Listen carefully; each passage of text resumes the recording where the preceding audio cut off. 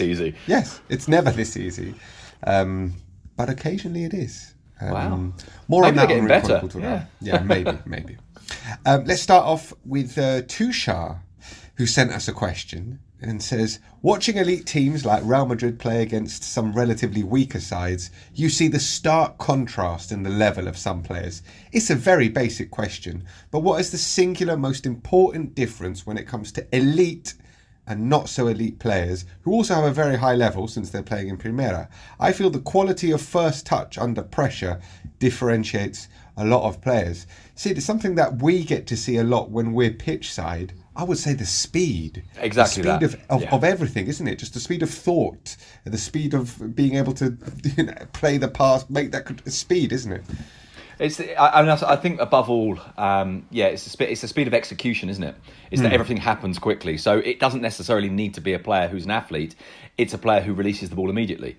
It's a player who plays that pass with speed as well. So it's not just that you see the pass and you play it quickly. It's that the guy giving the ball from, say, even something as simple as giving the ball from centre back to the right back, he's whacking that at the right back.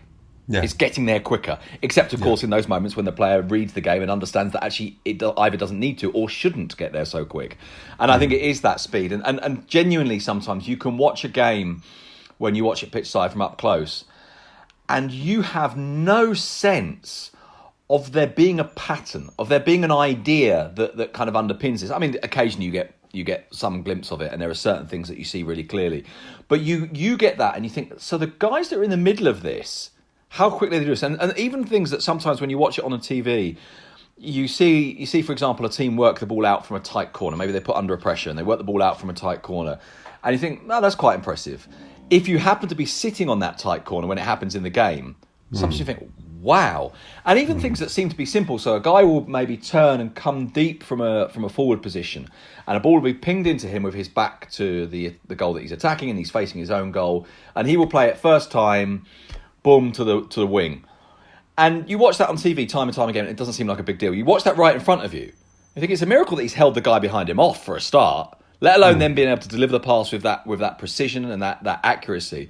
And so I think that's part of it. Admittedly, as the question implies, that is true of lots of players in the first division, not just the very elite level, but I think at the very elite level it happens even quicker. The other thing actually sometimes is, and I'm pretty sure I've said this before, so apologies if it's repeating myself, that we sometimes don't always fully appreciate that actually the physical condition of for example, of Real Madrid is really striking. For really good players who play against Real Madrid players, players who are first division footballers will still look at Real Madrid and think, wow, physically they are just that stepping. I remember speaking to Brandon Thomas about this. Remember Brandon Thomas? He was at Osasuna when I spoke to him, and I think he played at Mallorca, and he went to Greece, I think, didn't he? Was he in Greece? Feels like he was in Greece, yeah. Yeah, I'm not sure, but anyway. He had an English dad. He had an English dad, but didn't speak any English himself, which is why I went to see him, because I thought it was kind of a curious little story. And he was telling me about watching Militao on the telly.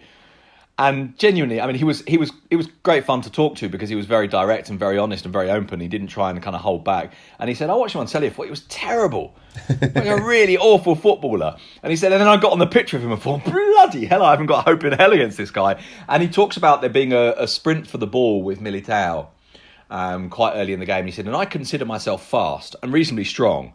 And he said he just blew me out the way. It was just like, wow, okay, this is just another level.